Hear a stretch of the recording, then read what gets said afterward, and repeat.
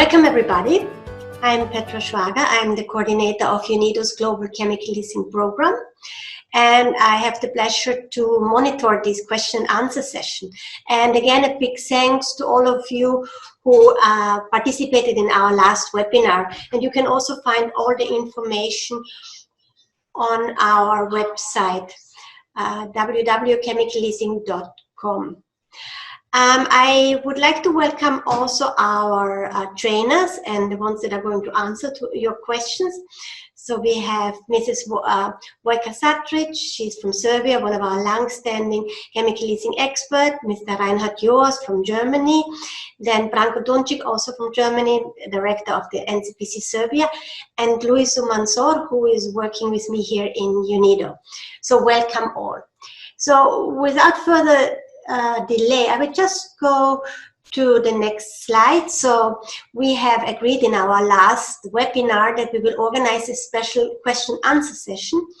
And unfortunately, we will most likely not be able to take additional questions. So we took the question that you sent to us that we couldn't respond to last time. And just in case there is a little bit of time, we could eventually look at this at the end of the meeting, but I don't think so. So please send them to us in writing, put them in the chat, and we will be very happy to answer to them. But unfortunately, time will not allow, most likely, to respond to them today. Just before entering, I was asked to give a quick, shot on the chemical leasing model. It's a performance-based business model that UNIDO is promoting since 2004. We followed the path of the Austrian government, who started with the promotion of this business model. And it's actually about sound chemicals management. And it's a business-to-business business model, so with the supplier and the user. And we're changing the business model. So instead of paying for the tons of chemicals or the kilograms of chemicals, the user is now paying for the performance. And the performance can be metal pieces cleaned, can be surface treated. So you always have to look at it case by case, because after all, nobody wants to buy chemicals, but we want to have the service of the chemical. We want to have a nice surface of our refrigerator.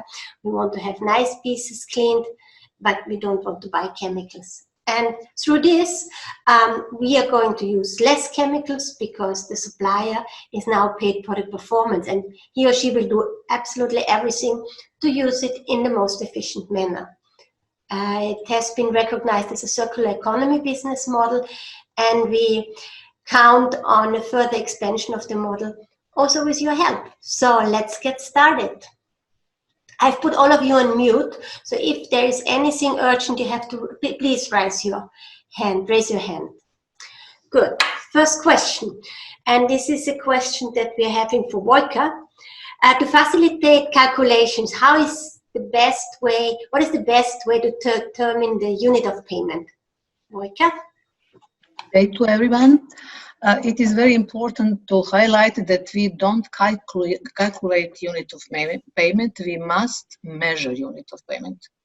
Number of unit of payment, that's money for supplier, and it is very important to measure it, to verify, and to demonstrate it. Thank you. That was a very precise answer. Thank you very much. And with this, actually, with the digitalization, we hope that this measurement will even be easier. Yes. In the future. Thank you. Next question.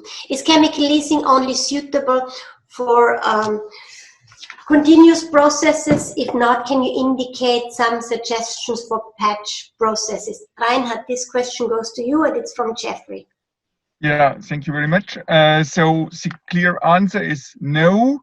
Chemical leasing can be applied for discontinuous processes as well. Just some examples: use of pesticides in agriculture, cleaning of floors in hotel, disinfection in hospitals, all processes that are not discontinuous, but chemical leasing works. Oh, thank you very much. Next question. Is chemical leasing more suitable for unit operations or unit processes also, like reaction? So Vojka, the floor is yours. Yes, thank you. chemical leasing is not suitable if we are talking about chemical reactions, because we are talking about stoichiometric relation, and we cannot do much about that. But if we are talking about chemical reactions and we have catalysts, it is possible to implement that chemical leasing on catalysts, not So directly on the reaction. if there is, as we would say, a specific recipe, it's difficult to Yes. change. Yeah, absolutely. Thank you very much. Question: does chemical leasing need an expert in certain chemicals used? SafeChem in the beginning only worked with solvents. Reinhard, would you like to take this question?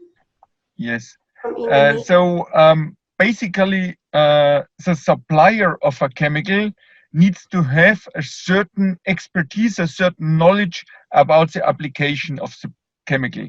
If he just has knowledge about logistics and prices, chemical leasing with such a supplier will not work.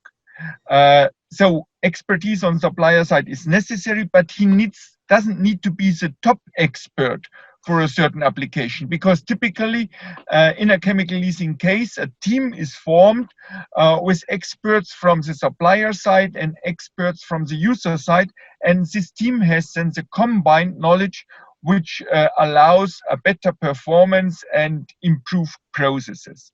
That's the core of the chemical leasing story, that with this combination you have a much better level of expertise for the processes.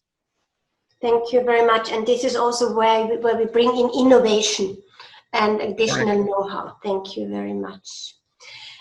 Number 5, this comes from Egypt. As a consultant, how can I incorporate chemical leasing to one of my services? Should I get a certificate from an accredited entity to gain more trust? How does a consultant become an active promoter of the chemical leasing concept? And how does the consultant help his clients apply chemical leasing in their project? So, Branko, why don't you take this short question?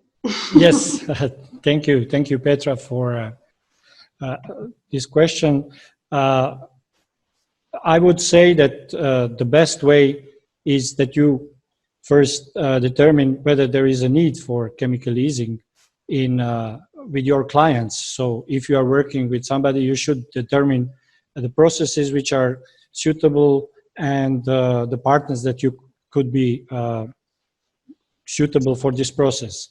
I would advise for every consultant to go to a toolkit, and there is a special page for consultants. First, you have to get the understanding of chemical leasing, and if you followed our previous webinar, you could have in-depth knowledge about that. And then you go step by step, and you can understand what is the chemical leasing, what are the processes which are suitable, and then you should contact the partners. Of course, we are thinking about maybe making another webinar or training for consultants, but this is in the future. For the second question, short answer, there is no certificate, but you will get more trust from your clients if you applied this chemical leasing concept impartially without any hidden agenda, so in order to improve the processes and reduce consumption of chemicals. And this also answers the how do you become active promoters. So you first have to, I mean, it is necessary that there is your client which actually needs help in chemicals management, and one of the tools that you can use in chemicals management is to apply chemical leasing concept, and then you can be in contact with UNIDO or with any other stakeholder like some NCPCs which are active in chemical leasing, and you can become active promoter, and you help your clients to apply chemical leasing, especially by raising awareness about chemical leasing, talking to them what is chemical leasing, then determine together with them what the process could benefit the most in applying the chemical leasing, and then you act as an independent body to help them determine and calculate or measure the baseline of the project, of the process. Thank you very much, Branko. Thank you for this very comprehensive response.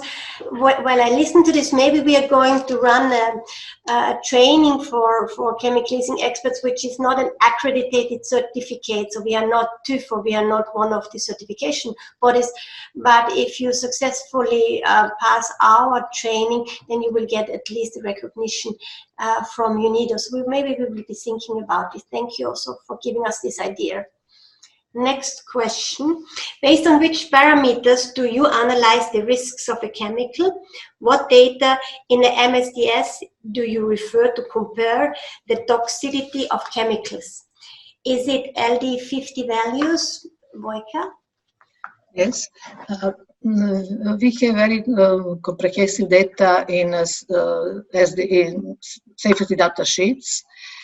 We have, according to global harmonized system, environmental, health, and physical risk from chemical. So we easily can compare chemical to chemical and decide if it is less hazardous or not. Because it is very important to implement less hazardous or non-hazardous chemical. And yes, you're right. We compare, if we are talking about toxicity, we compare LD50 values from the SDS. Thank you. Okay, thank you very much. So we come to question number 7. Can you explain more about the Smart 5 tool? And I think there, Luis is the best person to answer this because he was working with the German government on this tool. Yes, thank you very much. So basically, the SMIFAR tool, what gives it provides an overview of the sustainability of implementing the chemical leasing or any other performance business model, because it can be used for other business models as well. So basically, it becomes a checklist in which you can present and evaluate how sustainable your project is. There are 5 criteria. Is one of the reductions of the adverse impacts to the environment, health, energy, and resource consumption. There's also one important that is linked to the previous question, which is the substitution of chemical substances with a higher risk. So basically, you don't have a chemical leasing case if the new substance you're using has a higher risk than the other one. Then improve handling of storage of chemicals to prevent accidents and minimize the risks. Economic and social benefits generated through the business model. And also a very important part, which is the monitoring of the improvements, which is also part of the continuous improvement of the business. So for more information, you can check the part on the website that is for the tool. Thank you. Thank you very much. I didn't want to, to press you to be faster because you were answering right well. So if I want to the next question, does everybody see the question? So if I want to implement the chemical model, how do I involve the chemical supplier if I am now the company, and in the case of a consultant? And what can you do if the supplier does not commit to the model? Is the model valid in this case? So, Vojka, I think this would be a question for you. Yes, thank you. If you are a company, it is complicated, but suppliers always would like to stay with their users. So you should contact suppliers, and usually organizations have more than one supplier. And it is important, of course, to describe the model, to explain benefits for both sides, but first of all for supplier.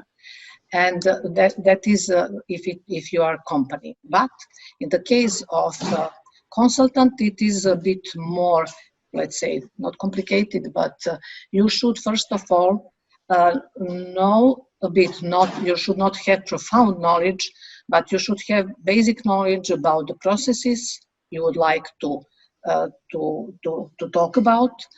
It would be very, very good to know existing case, because you can have idea where to start. And on the chemical leasing website, you can find a lot of information about processes. There is also toolkit, and first of all, you should explain to supplier what benefits he or she will have. That is, I think, the most important of all. And if there is no supplier commitment, no, it is not possible, because you are talking about business model, that is relationship between user and producer or supplier. If you pay volume of chemicals, you should start to pay function of chemicals. Of course, you have to have a supplier commitment, and if there is there is no chemical leasing. Thank you. Absolutely. It takes two to make a chemical leasing business model. Next question from Sri Lanka. If there's any experience with chemical traders involved in chemical, I assume that chemical traders means chemicals distributors. Distributors, yeah. Yeah, I think so. Yes, so you can just continue, please. Thank you. Yes, we have such an experience in Serbia. This is, let's say, scheme of cooperation. Reinhard will tell more about that. That is the next question. But yes, we have experience, and I would like to say very good experience with chemical distributor in Serbia. Can you be a bit more specific, maybe? What? It is a big. What was the role of the distributor, or the? That is the next question, Petra. Okay, that is the next question. Good, then let's go to the next question. Good. So the chemical leasing team consists of supplier and user. So how could a recycling companies or equipment suppliers be part of a chemical leasing team? If yes, could you please explain their roles? So Reinhard? Reinhard, we don't hear you. Maybe you have to unmute yourself. Okay, Petra, now it's better? Yeah, thank you. And I will take this question and also include the part about the distributor, because it's not explicitly mentioned here, but as Vojka said, it belongs to this question. So the answer is a triple yes. The recycling company can be a part of the team, the equipment supplier can be a part of the team, and a chemical distributor as well can be a part of the chemical leasing team. So what are the different roles? If we have a recycling company, then typically they take the chemical after use and do a cleaning, do a preparation, do a collection, and bring it back to the original supplier. In this way, they are contributing to circular economy, which is a central pillar of the whole business model, and it is done in several cases.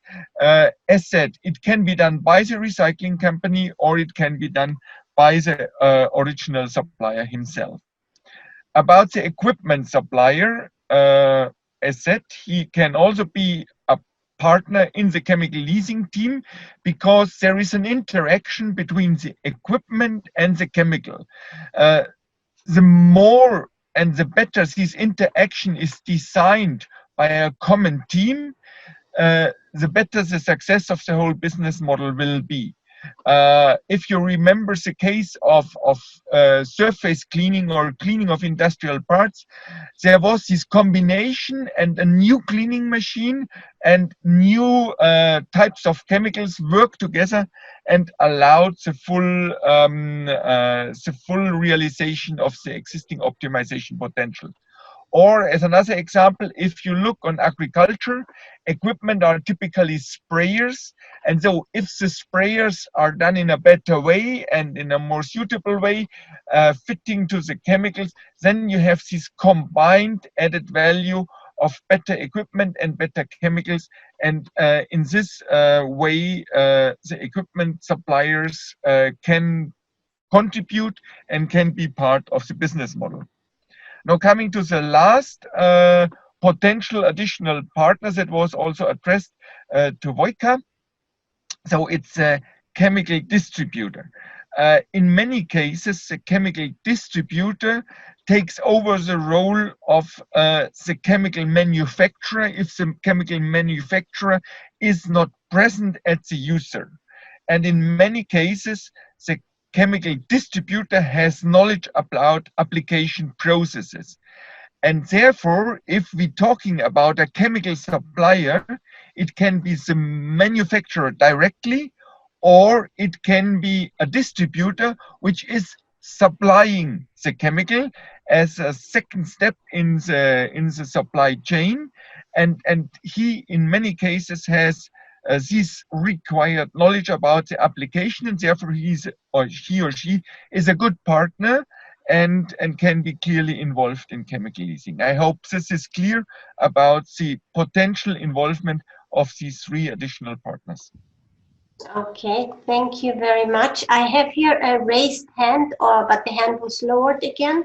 So I guess we can continue to the next question. And yeah, sometimes it takes even 3 to work together and to get a good chemical leasing project. So I guess the following one is one of the favorite questions for Luis.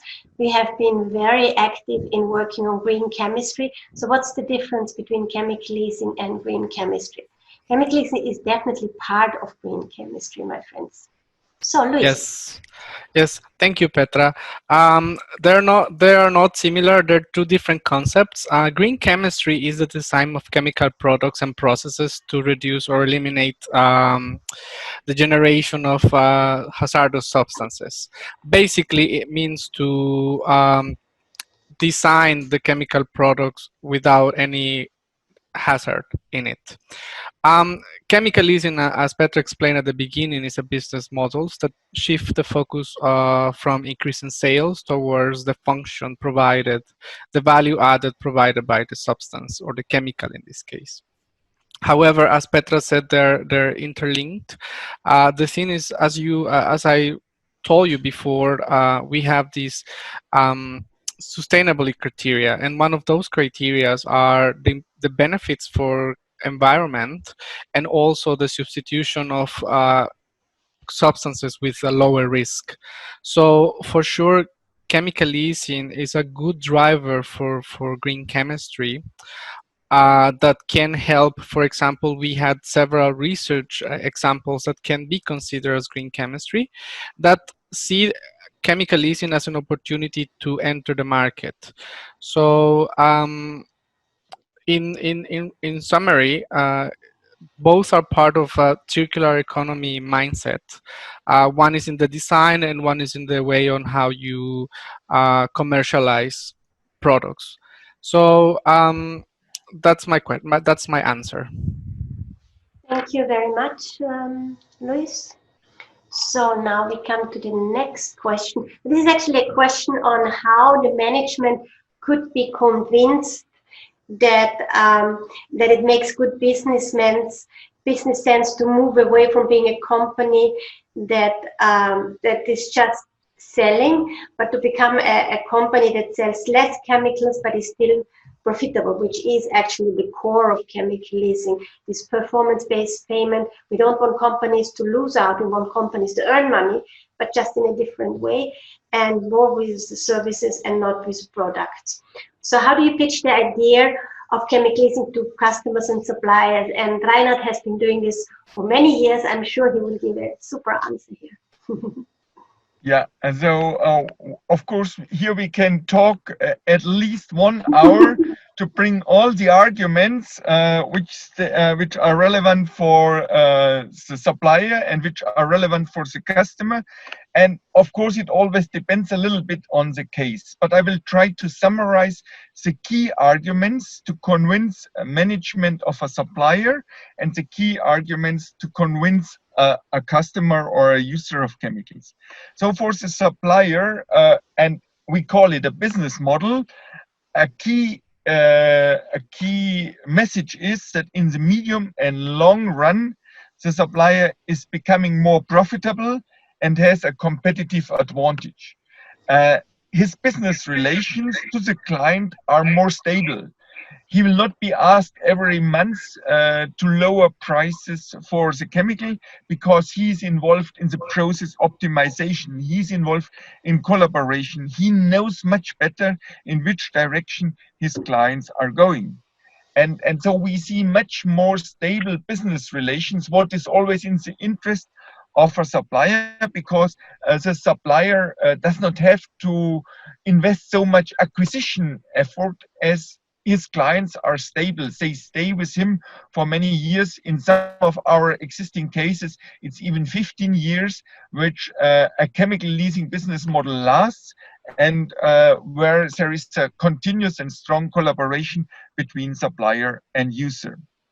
And if we focus some of the key arguments for the user, then again, it's a business model, as Petra said, for both sides. So he saves cost, he or she saves cost. And that means margins get better, competitiveness gets better, and the whole business is in the medium and long run more profitable. Other key arguments are, if there is an increased collaboration between the supplier and the user, and the supplier knowledge comes in, the user can concentrate better on his core business. And he can rely that the chemicals performance is given and is there, and focus on his key competence and his core processes. And this includes also that the risks of improper handling of chemical, what all the accidents and potential risks for workers are involved, these risks are lowered. So that's better for the user, because he has support of the supplier, which is a big help. So that's, as said, just a selection of the key arguments that play a role in convincing the partners here. Thank you, Reinhard. You can right away continue with the next question. And sorry. And this is about how can this message be conveyed to the producers and users of fertilizers. And here is a serious problem of eutrophication and hypoxia. So how can you have the right approach there? Because they will sell less quantity, and the farmers who don't want to buy unnecessary quantity, and the environment would in the end benefit from this. Yeah. So all what I have said before as advantages of the business model are all valid here as well. And what is mentioned as a background of this question is very true, that overspending of fertilizers generates serious problems. And if we have an optimized use of fertilizer, we have a triple win. We have a win for the supplier, we have a win for the user, and we have a win for the environment if this overusage is stopped and the perfect dose is under a chemical leasing contract applied. On the other hand, I think I need to warn a little bit, because fertilizers are not an easy-going business.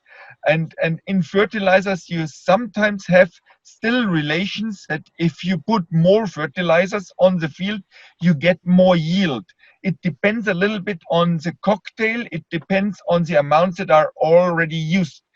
And also you should consider, by doing chemical leasing for fertilizers, to analyze the soil to see what is really required. In other words, fertilizers define a real huge potential on a worldwide basis for chemical leasing. There are a huge optimization potential, but it's not directly the low-hanging fruit. It's not the easiest case, because we have many parameters, natural parameters, a complex mixture of required chemicals, and therefore it's not so easy, but it's definitely worth to start and embark in it. Thank you very much. Yeah, quite a complex field, applying chemical leasing to agriculture. We have a few examples here, but there needs to be really an engagement from all sides. I see that there are some questions popping up. As I said, we will try to address this if there is time at the end of this meeting. So now the next question, I think this is a question for Branko. What are the costs for using chemical leasing?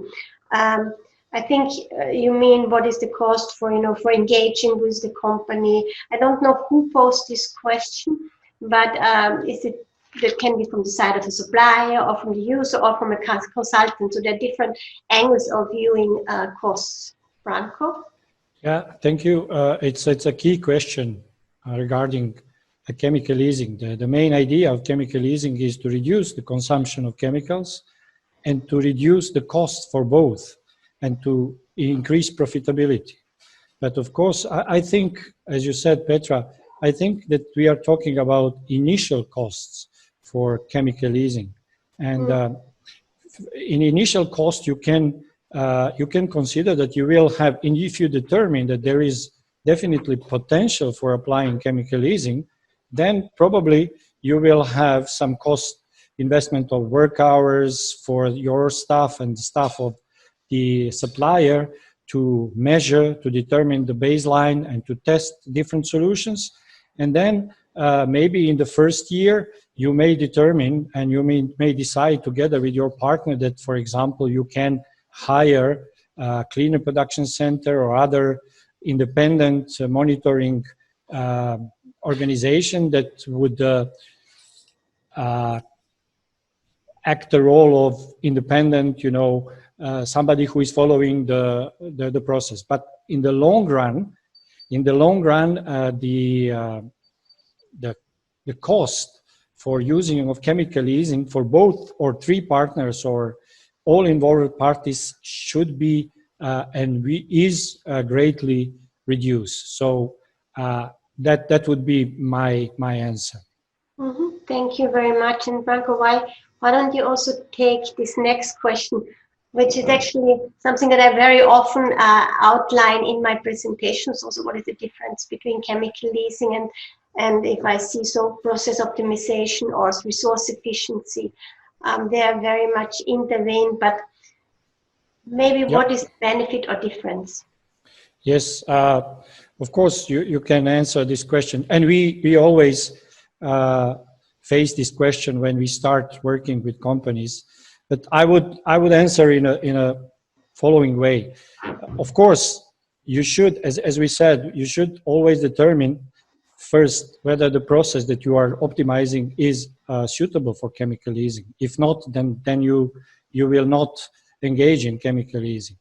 If it is, and you are optimizing it probably by yourself, and in the core of chemical leasing, and which is why it is so good, is collaboration. And then you can get superior knowledge or better knowledge from your supplier or your partner in supplying the chemicals. So the answer could be you don't need anybody else if you are completely sure that you are using your chemical in the best way. But it's always good to test whether your knowledge is good enough, because you may be surprised to learn that there are chemical suppliers to know better to use this chemical than you. And the last but not least, if the chemical leasing model is applied in a very good way, then your supplier is interested in keeping the support for you, in keeping the consumption low and lowering and improving it along the way. So in some way, don't take this as a definite answer. You can relax more and rely more on your partner, especially if your chemical leasing is a contract which is running for a long time. So the nutshell is collaboration. You are not alone to optimize your process. You can always get help from your partner. That's my answer. And this inspires, of course, also this continuous improvement, because you're always bringing up new know-how. Branko, I have another question for you. And I will answer it very short. Unfortunately, we don't have so far examples of chemical leasing applied to consumer goods. And I think that we answered the question during our webinar. I think you, Petra, you answered this question. Yeah, yeah, no, we don't. We really focus still on this business to business approach. We have not come to the consumer level. And remind you, we are UNIDO, we are the United Nations Industrial Development Organization. So dealing directly with the consumer is not so much what we do. We work more at industry level. But having said this, it doesn't mean that we are not going to do this at some stage. So let's see. Yes. Yeah.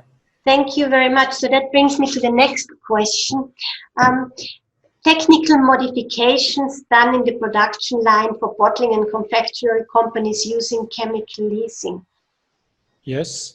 Well, I will answer this question, but it could be also answered by my colleague Vojka, who actually implemented this model. But if I miss something, she could jump in and maybe correct me if I'm wrong. To keep it short, in production line for bottling, I guess we are talking about lubrification. Yes, there was quite a technical modification of the production line. There was a change of lubricant from liquid one to the solid one. So they installed a new dosing equipment and new nozzles. So and it was there was this technical modification. In the case of confectionery company, and I also assume that we are talking about the case in Serbia about the glue, there was no, to my knowledge, big technical modification, except that they are using a new, better glue that required lower temperature, and they had less stoppages. And if I miss something, I would ask Vojka to say if I got it right.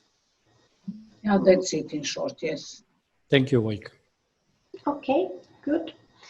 Then the next question is a bit similar, and I think we can nearly skip it. We can skip it. It's selling service versus product to... Maybe just to say that we don't discourage anybody who is working with the consumer products. We can imagine something, and I think in a concept of circular economy, we are going to economy selling the services instead of goods, so it could be.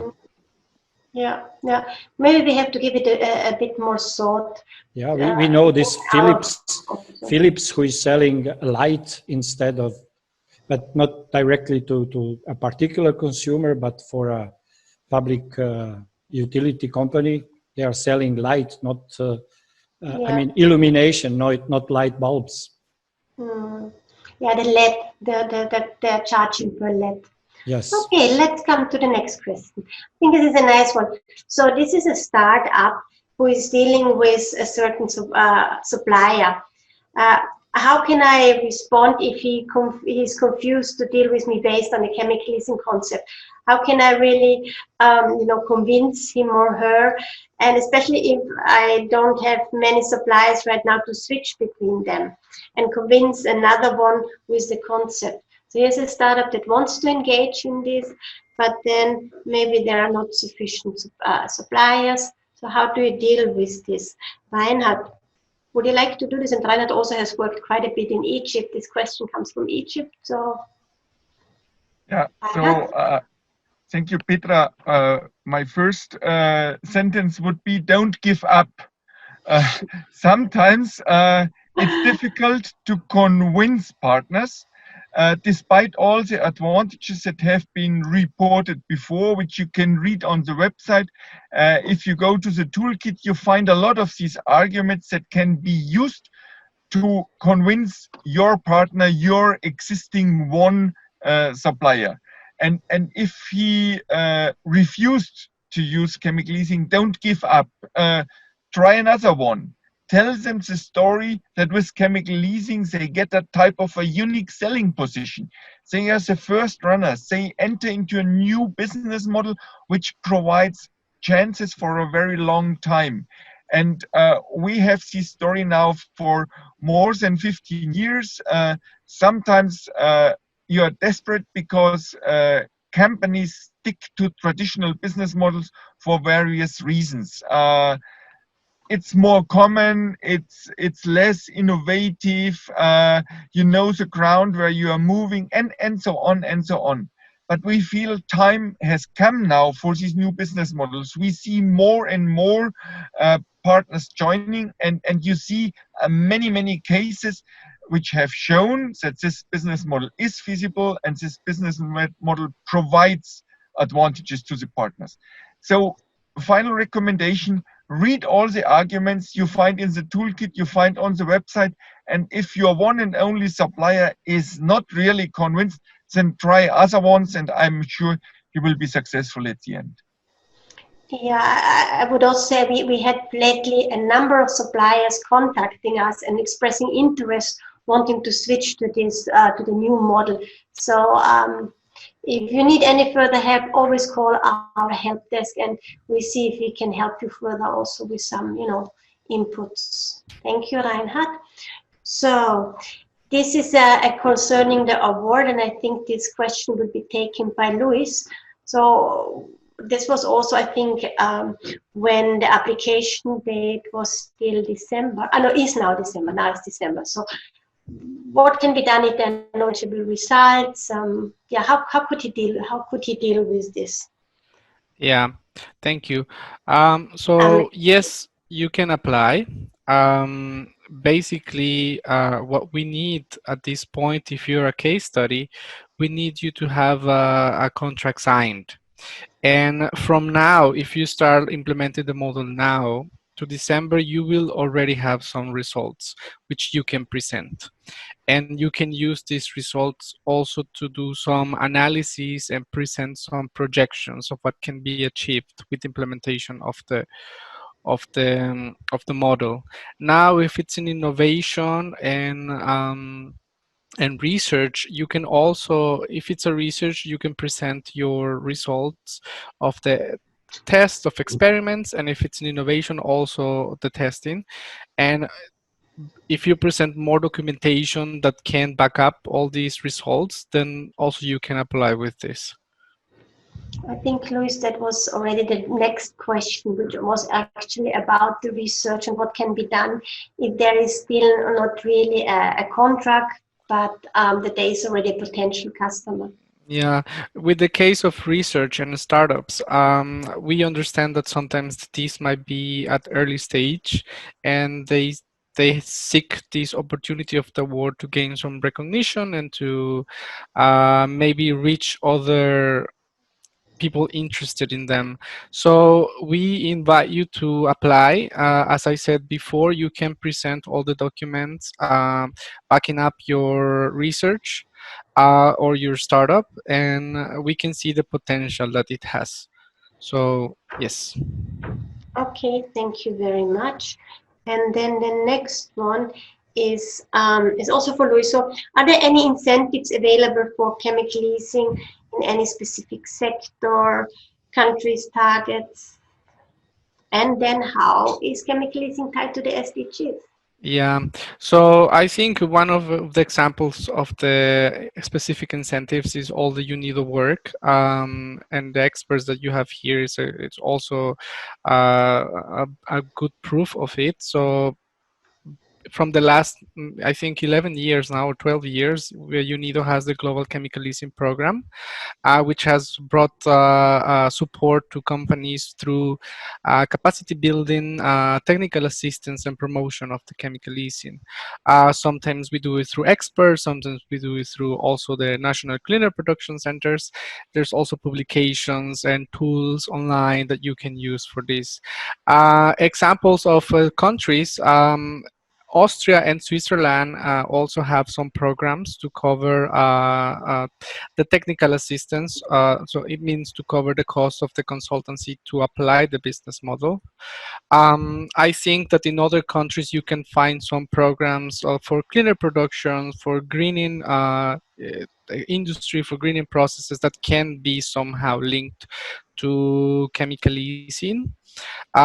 So specific sectors we don't have, but we know that in certain sectors, like in beverage, also in food, but packaging, for example, the model works really well. As they explained before, you have to see that there are already cases ongoing. You have to also see that it has potential with the savings, and that the companies are willing to work. Regarding the how is it tied to the SDGs? As you know, we have the SDG 12.4, which seeks to achieve environmentally sound management of chemicals and also their waste through their life cycle. So, as we explained previously with the sustainable criteria, chemical leasing helps company to improve the chemical management, to improve the handling of chemicals, to substitute chemicals that they're using for ones with lower risk or lower hazardousness. So it contributes to these SDGs, to this indicator. So that's how it's tied. Thank you. Yeah, this would be explicitly SDG 12, which is about responsible consumption and production. Yes. But there is no specific goal for chemicals management, but they are embedded there. Thank you very much. So friends, we made it through the question. Thank you for the experts to respond in such precise manner. So we can take a few questions that are in the chat. And the first one I've seen is from my friend Anna from Brazil. She would like to have, no, the first one is, yeah, the video, okay, yeah, Anna. So how, Vojka, how could you make a bit more, explain a bit better about the difference between chemical leasing and performance-based business models? And then there's a question on, do we know what's going on in Europe on chemical leasing? And here I just would like to refer to one study that the Austrian government is doing, and we will publish a part of this study in our next chemical leasing book that will be published in the next months. So you can also have a look at this study where they talk about the potential. As far as I know, there is no potential or there's no study at the moment available that gives us a precise insight on the application of the model at the European level. Vojka, would you like to address the part on performance-based business models and chemical leasing? It is about performance-based chemical leasing. I don't understand very well this question because, yes, chemical leasing is performance-based business model. I'm not sure I understand. She means are there also performance-based business models that are not chemical leasing? That are not chemical leasing. That's what I would say. It is not about chemicals, it is about other goods. Does anybody else understand this? I am sure. I'm not sure I understand. Yeah, maybe Anna, you could be a bit more precise in the question. So let me go to the next one, but maybe we can give you an answer, Anna, on in written format. How do we deal with policy instruments that subsidize chemicals and give us a hindrance in promoting chemical leasing? This is a very good question, and it very often applies to fertilizers. I don't know. Reinhard, would you like to respond to this question? Yeah, I think we very well know the problem, and we have seen it several times, and the best way to deal with it is to go to policymakers and tell them the story about chemical leasing and tell them the story that it's good in the sense of a triple win for the supplier, for the user, and for the environment to use chemicals in an optimized way.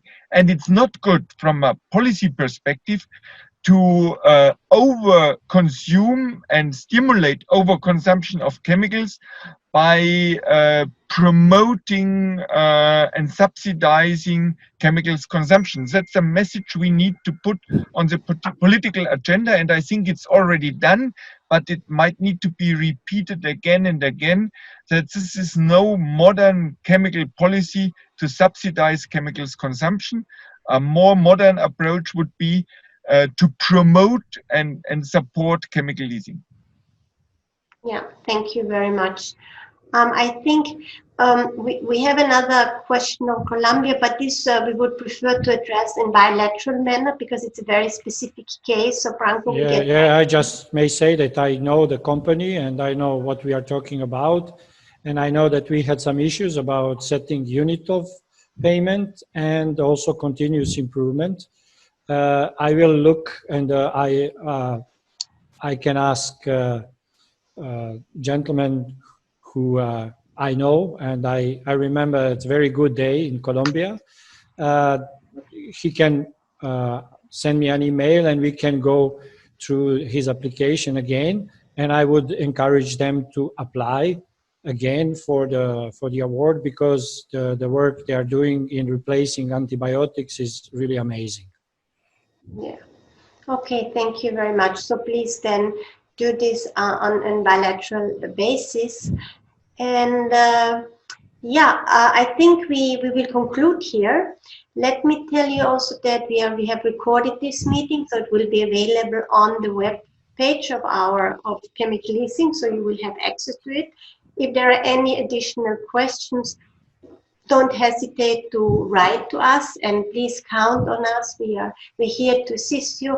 It is really our big interest to promote chemical leasing further. We believe in this model. We believe that there is an increasing interest in this, especially also, as I mentioned before, with the new digitalization, Internet of Things. So this will for sure boost chemical leasing, because it will just be easier to measure.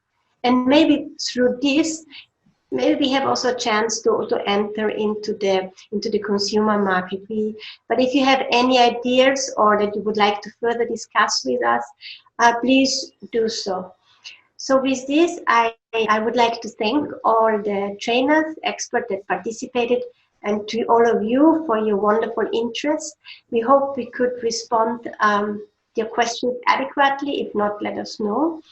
Also, big thanks to Maria and Ellie, who are sitting behind the screens and making sure that everything works well here. So, thank you very much. And I think with this, I'm going to close the meeting. Thank you and see you soon. And let's stay in touch, and please stay safe. Thank you. Thank you all. Bye. Bye-bye. Bye. Bye. Bye. Thank you. Have a wonderful day. Thank you very much. Thank you.